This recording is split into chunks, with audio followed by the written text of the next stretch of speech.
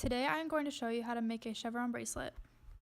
First, you will need to gather your materials. You will need tape, scissors, and thread. I bought the tape from Walmart for $2.50. I already had the scissors supplied in my home, and I purchased a package of thread from Hobby Lobby that cost $8. Next, pick your desired color of thread. You can pick as many colors as you would like. The more colors you have, the thicker the bracelet will be. I decided to use white, light pink, and hot pink. After choosing your colors, you will need to measure and cut each thread.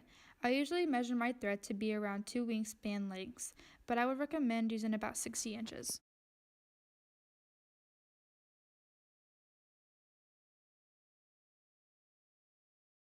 Now you're going to take each thread and cut them in half. This is because there are 2 different sides to the bracelet and they are going to be symmetric.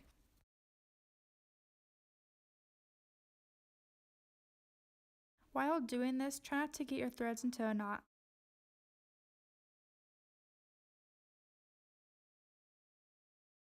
Some people do prefer not to cut them in half and they fold them in half instead and then stick them to the tape. But I think that it's much easier to keep the strings together and more organized when I cut them in half and then stick them to the tape. So here I am just sticking the thread to the tape so that whenever I'm making the bracelet, it is easier for the bracelet to stay together and organized. So the middle piece, the 2 first pieces you put down are always going to be the same color because this bracelet's like a reflection, so that it looks exactly the same throughout the whole thing. And so you put the 2 middle pieces together and they're both going to be the same color. And then whatever color you want to be next, you put on the outside of that, separating the 2 strings. And then the next color after that, you do the same exact thing. You just laid those 2 strings and separated them. So you want to keep your strings far apart and organized so that they don't come across each other and get tangled up. And so what I'm doing here is I'm making the knot. So what you do is you take the outermost string on the far left side and you're going to make a forward knot, which looks like a number 4. And then after that, you just pull the string up tight and create the knot. And you're going to do that twice. If you do it just one time, it's going to be too thin and it won't look very good.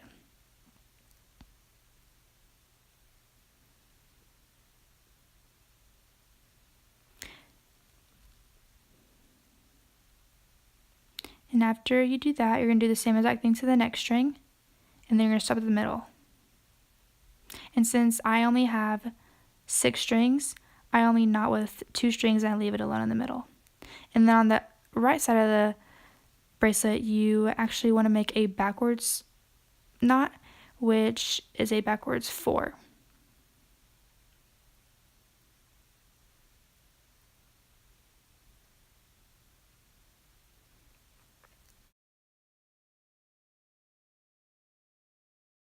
Once you get to the middle, you're going to be doing the same exact thing as you were with the other strings.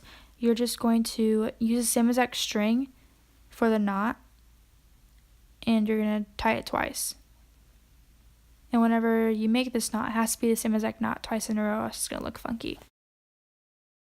This is what your bracelet should look like after the first row of knotting.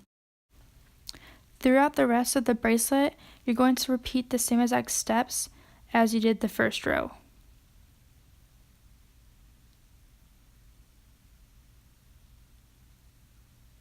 And if you can notice here, I messed up. So what I do whenever I mess up, the knots are pretty easy to take out. I just get a pencil and I take the lead and I poke it through the loop of the knot, and then I just pull it out of it.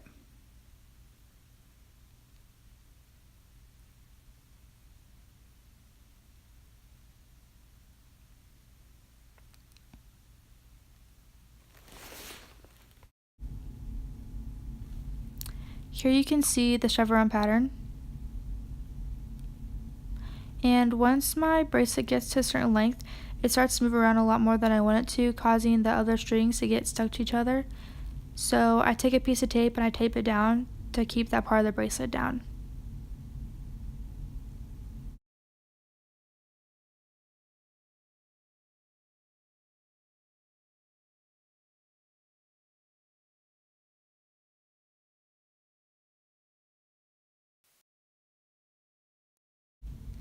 If you're not sure how long you need to make your bracelet, what I do is I take a piece of tape and I wrap it around my wrist, and then I just rip it apart so that I get a measurement of my wrist.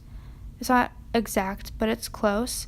And then after that, I tape it to the table right next to the bracelet so I know where my stopping point should be.